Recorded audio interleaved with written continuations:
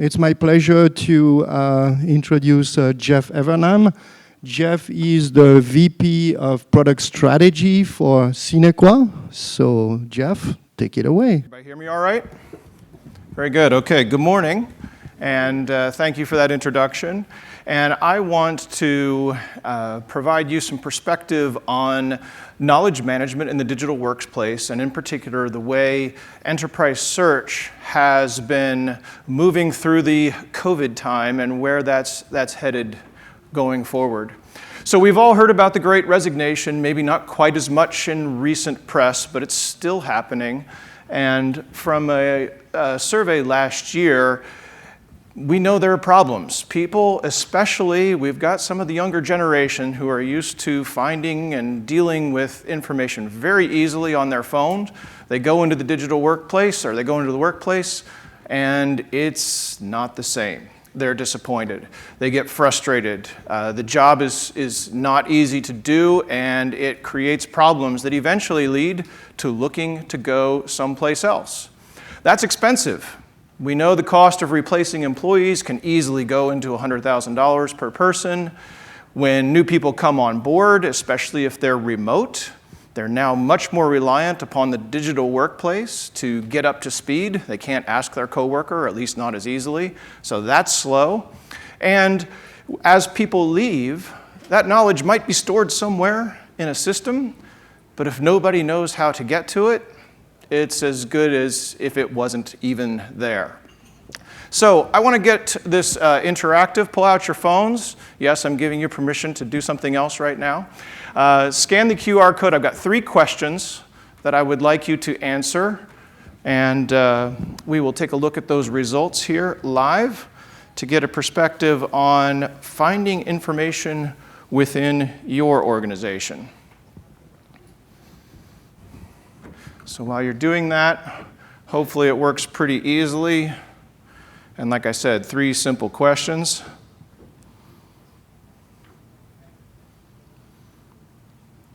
I can see some of you are having trouble getting the QR code scanned, so I'll wait just a minute more. We've got 23 votes coming in.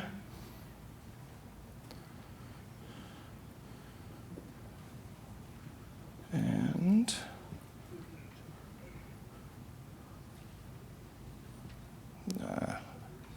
I knew this was going to be a technical challenge. Okay, there we go.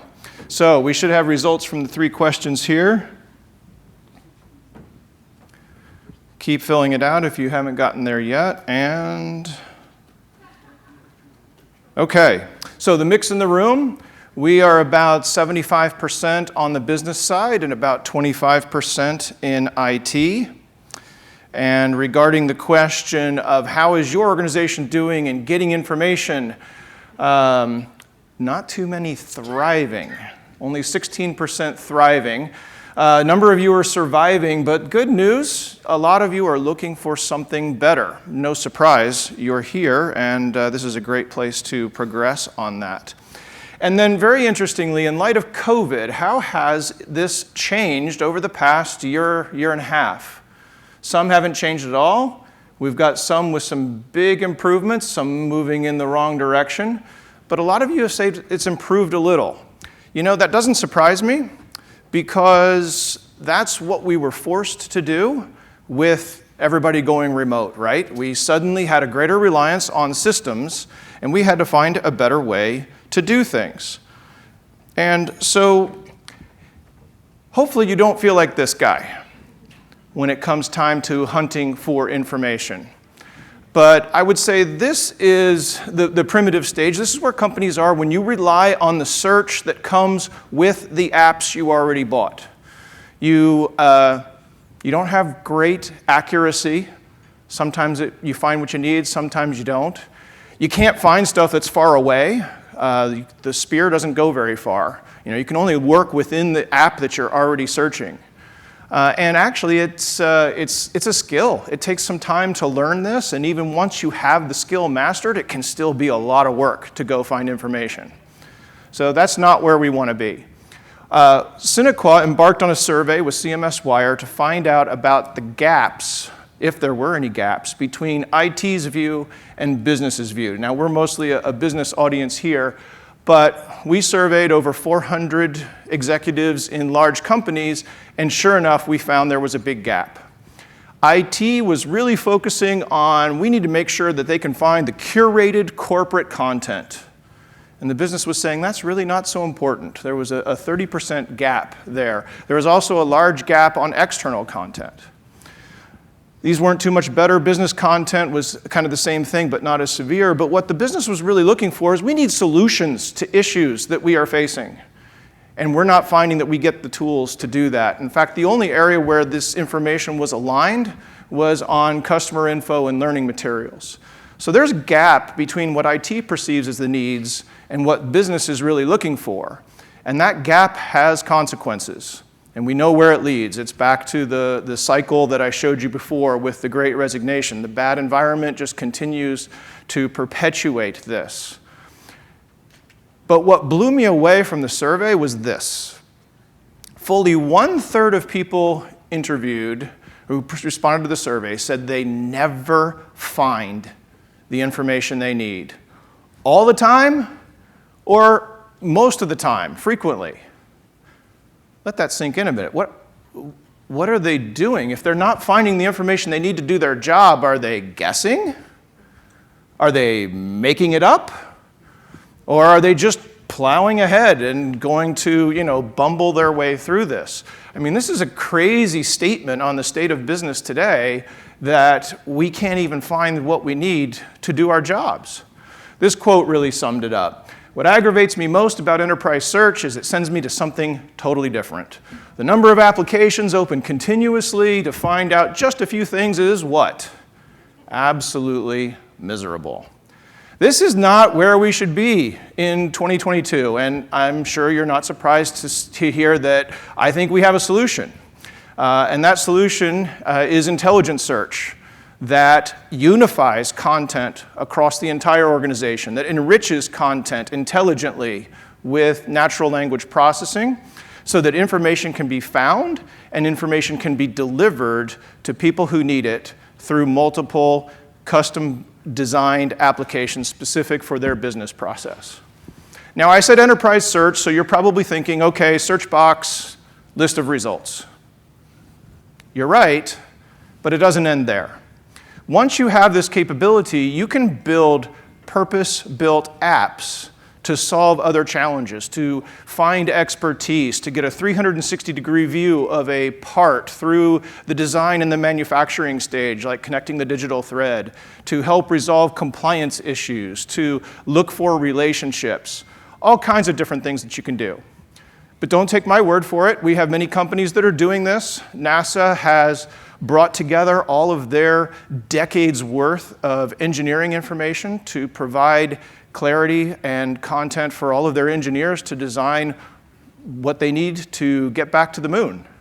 Pfizer has connected all of their clinical trials information and their research to provide their biostatisticians with the best information to be able to zero in on where should they spend their time for the most promising drug candidate. Franklin Templeton has a 360-degree view of their funds, bringing together all of their information around their investment products so they can best match an investment with their clients. And Airbus has greatly improved the way they do maintenance by proactively getting information and rapidly resolving maintenance issues on their helicopter fleets all around the world. So we have companies that are doing this right now based on this platform of universal integration with the intelligence and the rapid delivery. And some of you who have been in this space might be saying, okay, fine, but I kind of feel like I've heard some of this before. So I might forgive you if you feel that way, but I'm here also to tell you that we are embarking on a new era, and that is the era of applying neural search. Because in the past, all we've had is matching on keywords.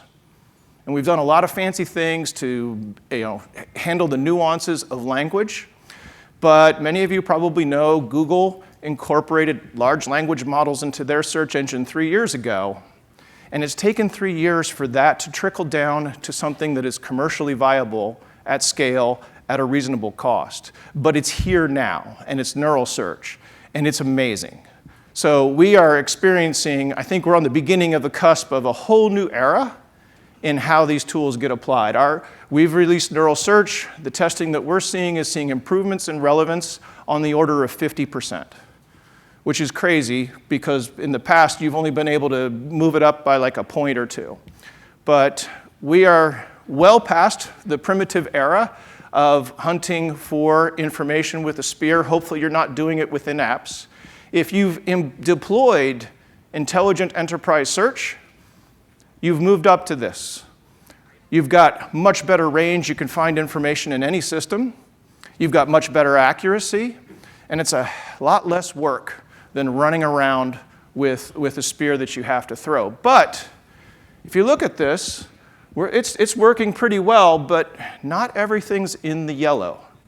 I think this is where we are with intelligent search, or where we have been, and neural search brings it to this. Much more accuracy across a much broader range of cases. And that's what we're seeing with this neural search applied. And I'll give you an example. This is a search within CMSWire's corporate system, so all of our information. And if we run a search that says, what are CMSWire's company values? The problem is, we don't call them company values. We call them core values.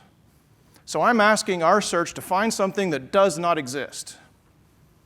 Given that, it actually does pretty well. We get a document in the 6th position that when I click on it, we can see some additional information there that, oh, okay, we can see that we have integrity and we pursue excellence. So with a little bit of work, I can get there. But if we apply neural search on top of this search, look what happens. The document moves to the 2nd position, extracts the information, and presents it to us right at the top. So it's more forgiving. It found core values, even though I didn't ask for them. It's focused. It pulls out the answers.